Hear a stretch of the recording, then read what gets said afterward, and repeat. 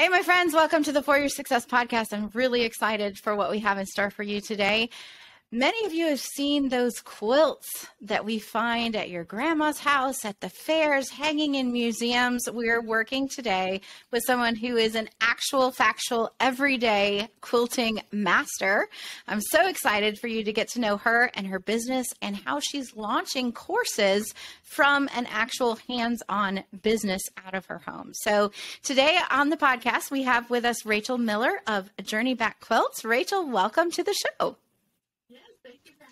Yes, thank you for having me. I'm so excited because I love quilting. Quilting is something, I learned how to sew sitting at my grandma's knees when I was a child, started with the doll clothes and all of that.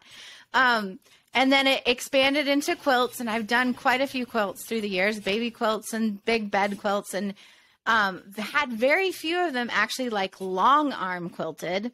But it's a fabulous creative outlet, and it really is an art. And you've taken the art and made it into a business that is like the main business of your family. And so I'm so excited to dive into your story. Tell us a little bit about how Journey Back Quilts became a thing. Okay. So I learned how to quilt from my grandma as well as a young teenager, and I absolutely hated it. Nothing ever went right for me. So, It's kind of a long story short, but a few years later, after having my kids, my mom gifted me a sewing machine, and I was like, "Oh, thanks, Mom. You know how much I love sewing." And so I was like, "Fine, I'll use it. I'll make my son a quilt." And so I dove in and made him a rag quilt. It didn't go very well, but to make it fair, I had to make my daughter one the next year. And after that, something clicked, and I just loved quilting after that. So a few years later, I had some back injuries and had to have some surgeries. And so quilting just gave me that outlet of distraction from my pain and just to be able to dive into a project that got done and it stayed done, unlike dishes and laundry. And then a few years later, my husband had a traumatic injury where it actually disabled him. And so this business was just kind of born out of a need, and God just slowly evolved it. Like he just kept bringing people to me asking if I would make them a quilt. And at first I was like, well, sure, you can support my hobby and my addiction to quilting by paying me to make you a quilt. That's great. And then, it just kept evolving into more and more. I started teaching quilting, and now we have a growing online store, and I'm able to stay home, which was my dream job. I wanted to be a stay-at-home mom and homeschool my kids. And so I'm able to combine both of those while helping support our finances because my husband's unable to work. But I'm still able to homeschool my kids and juggle the business all at the same time. So it's totally a God thing that he evolved all of this into what it is today. That's an amazing story. And it's still kind of a young business, right? Yes. So it's officially about 4 years old right now. About 4 years old and the main breadwinner for the family. Congratulations. Love it. Thank you. Love it. And so some of the things that you offer, you mentioned that you do quilting, and then you also now teach classes. What are the other, because I know a lot of us are always thinking, oh, well, I got to launch a course, but I also have this. And we try to think in so many streams because we've been taught multiple streams of income is good. And I'm not going to contradict that. Right. But apart from the courses and the actual quilting, do you have other streams of income in your business? So we do custom quilts, like you said, and we long arm other people's quilt tops for them. And then the online store helps a little bit. And then we have our classes. So we do in-person classes, but most of our classes are all online now. And I actually started this right before the pandemic hit. Fortunately, that was a God thing too. He just got me all set up and ready to go that way. Having to learn all the tech stuff with videos and cameras and lighting and all that kind of stuff was interesting, but now it's working so well, and we're able to just push out more classes so that we can reach more people. Quilting is such a wide variety of techniques and things that it's so well-rounded that we can reach so many different kinds of people. If some people like doing hand quilting, there's English paper piecing, or if they like to do just or piecing, then they can learn all the different techniques of piecing. Or if they want to learn how to long arm or how to just do the quilting on their domestic sewing machine. I mean, there's just tons of different quilting techniques. That's so cool. So. That's so cool.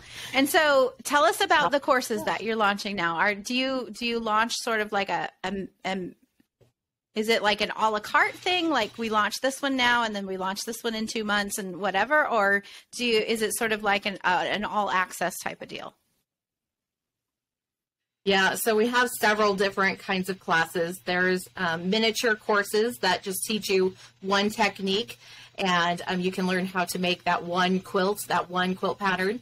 And then we go all the way into really big ones like this one behind me if you're watching the YouTube.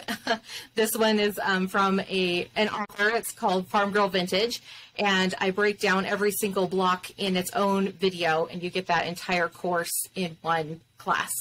And then we go into our membership too that dives in even deeper into every single technique that you want to learn. So we have a very wide range of classes, so it'll fit everyone's needs. And so tell us about your launch strategy. Do you feel like you're always in launch mode, or do you have it sort of where you're launching and delivering in turn? Yeah, I try to break it up so that we're just opening things here and there instead of always. Sometimes they overlap into each other. So like this quilt behind me, that Farm Girl Vintage I mentioned, it's only opened every 6 months. So I'm only in launch mode for that one twice a year.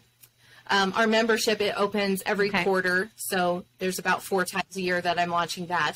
And then those other little classes, they're just open for registration maybe once a year because they're more holiday themed. So there's like an Easter quilt or a 4th of July quilt or Christmas stuff. So I'm not having to be on all the time, fortunately. But it's always a play and a practice of what's going to work this month. You know, I try to tie everything that I do into what I'm launching that month.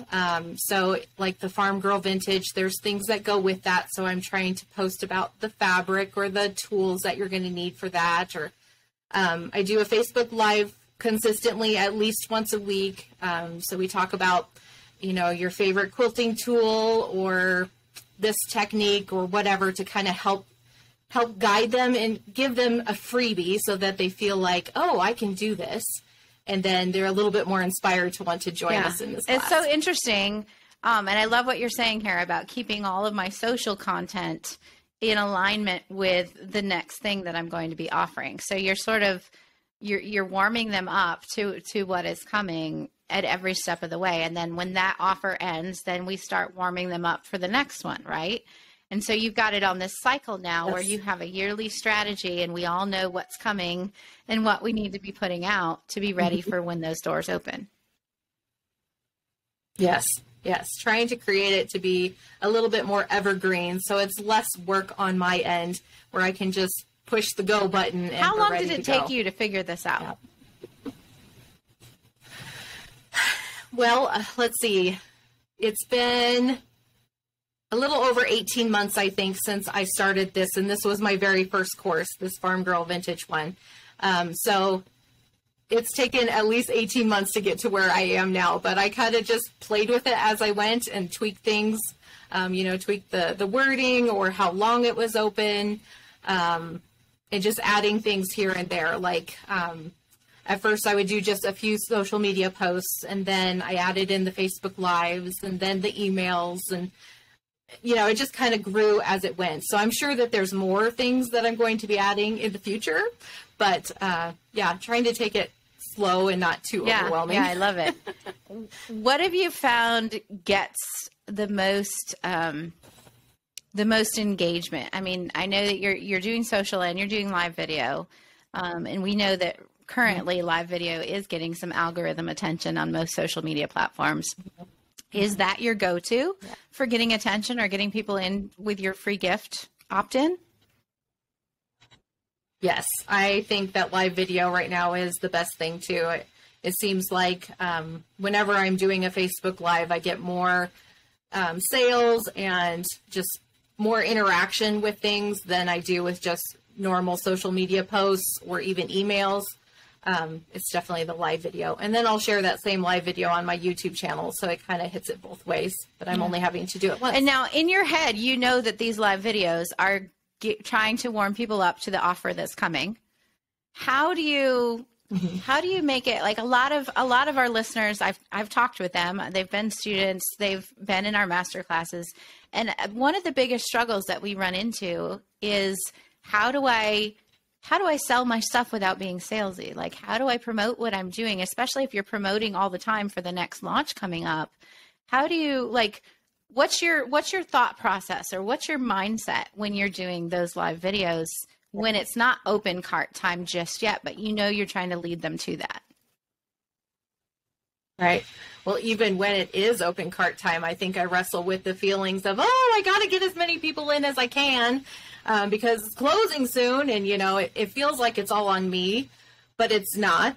I just have to put out there what God has told me to do and trust him that he's going to bring me the right people that need to be in this class and at the right time. So whether I get 5 people or 50 people, it's up to him. And I just put the word out there. It's definitely being consistent, though, in your strategy. You definitely have to continually post and do your lives, and even showing off my past students' work. That seems to be the biggest thing. Like, they sell my course. When I show off what they have done, it inspires other people to go, oh, well, she's like me, I can do that too. Or he's like me, I can do that too. When they see just my work, they're like, oh, she's a professional, I can't do what she does. You know, they'll see this quilt and it's very intimidating and very overwhelming. There's so many different pieces and colors. And so I try to encourage them that it's broken down step by step. I'm going to show them exactly what to do with the colors, with how to cut their fabric, everything, to make it really easy and simple. And teaching them on these live videos some of the techniques, not all of them, but some of them, so that they can get a taste of, yeah, this is possible, I can do this, really helps. But it ultimately is up to God and what he wants to bring. Do you have a story, a favorite story that from your 4 years in business of serving your clients that just really sticks out? Like, this is why we do what we do. Yeah. So there's several, but most recent one was just a few months ago. I have been talking with this gentleman who took a course that I was taking on how to build memberships better. And this wasn't a Christian business course at all. This was more of a worldly, secular view on it. And somehow we got connected, somehow, and God made this connection. And we've just been talking over Facebook Messenger. He lives across seas, and he just kept asking me about this Jesus that I serve and how I incorporate him in my business. And it just ended up that he accepted Jesus as his Savior at the end of all of this, and he is leaning more on him. And it's so cool to see how God is working in his life now and bringing him to his dream job and just growing him closer to him. And it was all from a little homeschool mom who quilts in her basement that I just opened up Facebook and talked to him, about this love I have of Jesus. And he was able to find salvation through that. So it's amazing and very humbling. Yeah. Praise the Lord. Woo. Oh, that's good. And right? And it's a good reminder for those of you listening and watching. I'm getting teary now. Remember that we're not doing this because of us, right? This is not about the money.